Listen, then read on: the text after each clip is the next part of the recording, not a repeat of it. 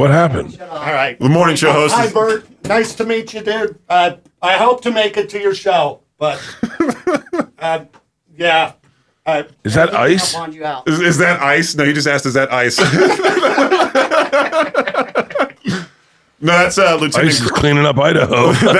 That's Lieutenant Crane. You're not even looking ethnic. He just got dark hair. The Artist Interrogations Podcast.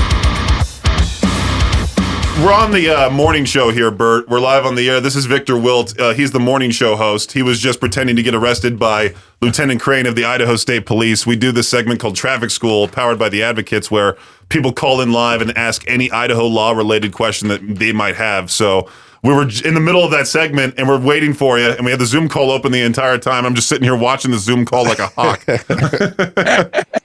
That was a great low-key distraction in the back, just him getting walked out in handcuffs.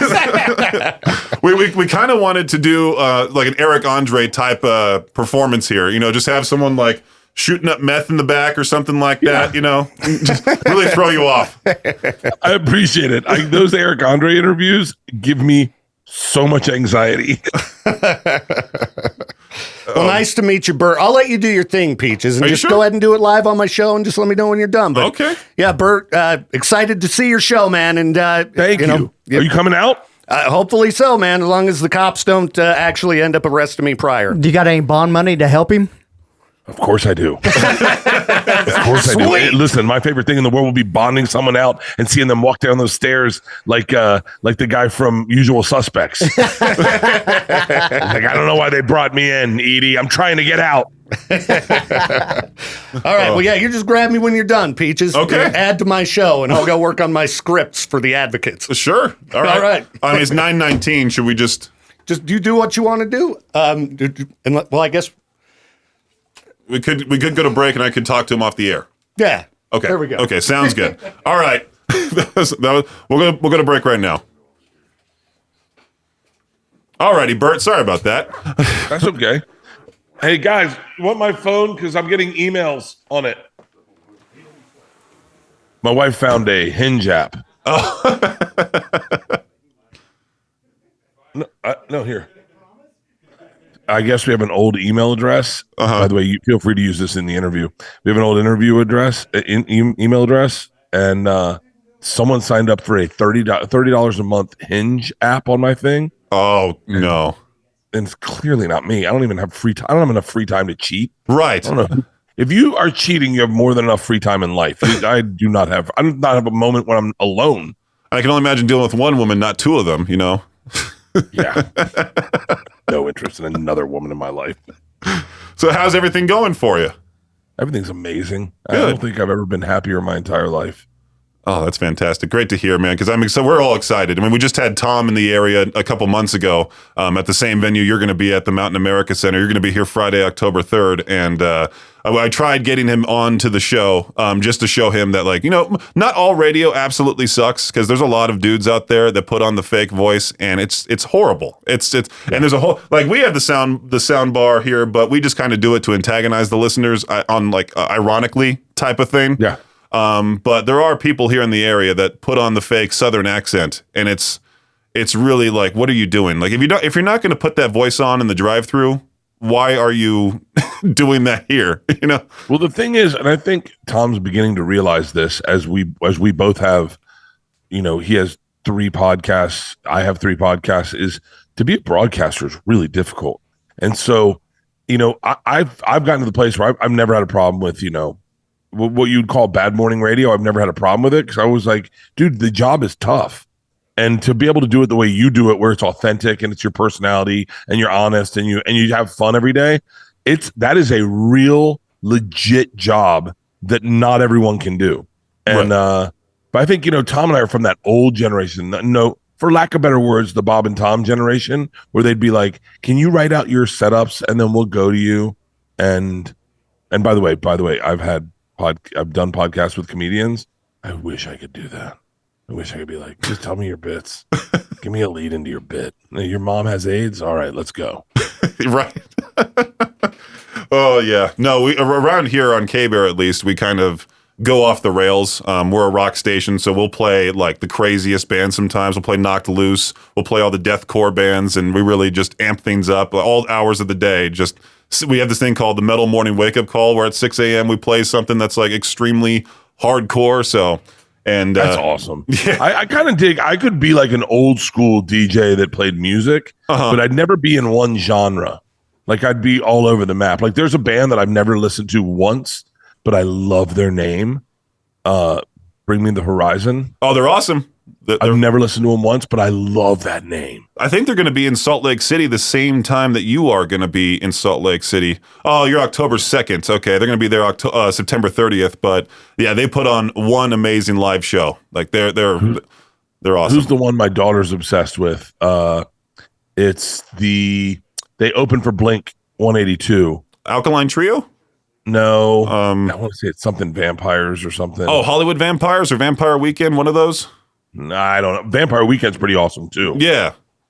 I'm trying to think which one you're talking. I forget who she's obsessed with, but yeah, my daughter's really into hardcore music, really into rock, punk, just anything heavy. Oh, good. All right. Yeah, that's awesome. I was about to ask. She's dressed all in black, high like combat boots.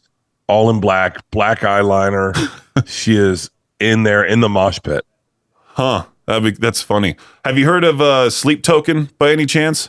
No, I'm writing it down. Yeah, those guys, they're blowing up. Nobody knows who exactly they are behind the masks. They never do interviews, anything of that sort. They announced a North American tour months ago, and it sold out within a minute because for some reason, the TikTok crowd really likes them. They have like these like sexy metal songs, and the book talk crowd really goes crazy for them. So at their concerts, there's a mixture of those people mixed with the actual metalheads, and there's like the half mix of like, okay, let's mosh to like, okay, don't touch me. I'm gonna sit here in the pit with my shoulders together and just try to watch the show. But they're gonna be in Salt Lake October 5th. At the Maverick Center, and it's sold out within seconds. We had one listener who paid like $4,000 for 2 tickets to go see those guys. Yeah, that's crazy. That's why. Yeah, my daughter wanted to see. Who did I fly her? I flew her and her friend back out to L.A. to see My Chemical Romance. Oh yeah, and the tickets were crazy, and I was like, "Yo, you're gonna sit in the nosebleeds." I was like, the concert's a concert. You're never gonna enjoy music if you automatically got to sit in great seats. You got to earn your way to the great seats. You got to be older. We saw Metallica at SoFi. Mm-hmm. Man, what did they do? Like 3 nights. Every night was a different set. Right. My daughter Isla got tickets for every single night and brought new people every single night, and I only went once. Yeah. AC/DC. I just saw them at the Rose Bowl. I'm originally from Southern California, so I fly back home every so often, but my dad was able to get tickets. It was AC/DC with the Pretty Reckless, and apparently right by our section was Axl Rose and Slash just standing there, and they're acting like they're fans too, and they're watching those guys live. It really does suck watching those legends get old, by the way, because you see them get a little slower. Like when they played Thunderstruck, it was extremely slow.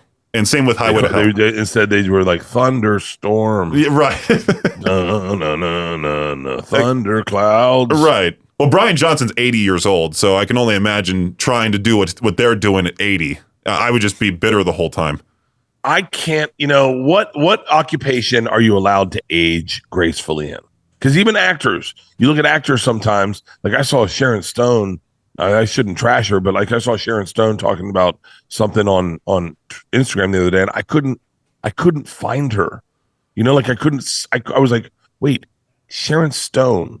Like that, where is she in there? Like you can't, like that, it sucks to age, and I'm going through it, but I'm at the very beginning, like I'm 52, and I can hear my voice getting deeper. I can feel like, thank God I still work out, but like my skin's getting worse. I can see it happening. I'm just thinking like, because I have this Uncle Sonny, he's 72, and he grew up in, of course, with the 60s and 70s music, and he was like, oh, Brendan, we're gonna go see Frankie Valli. And so I look up Frankie Valli, and this guy is like a walking corpse now. Like, it's bad. I think there's that video of him getting lost on stage. Yeah.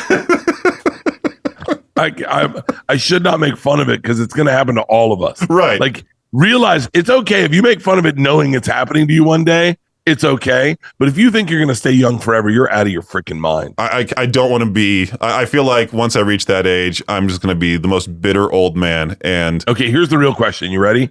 When do you change your clothing? Like, when do you switch out? Like, you're like, okay, I can't put. I'm done wearing band shirts. Like, when does that happen? I mean, is it?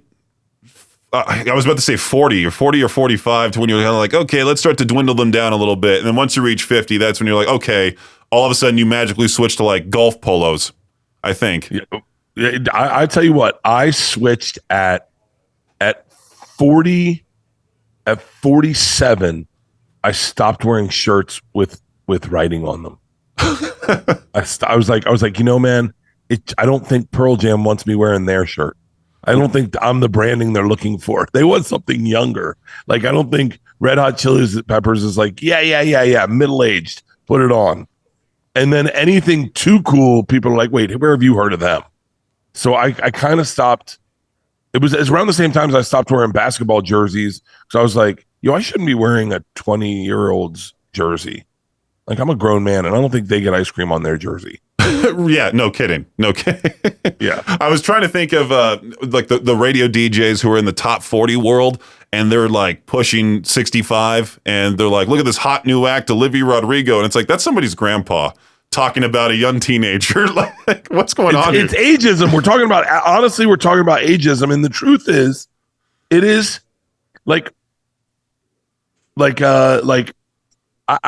Tom and I went to a strip club. I shouldn't talk about this, but I will. That's okay.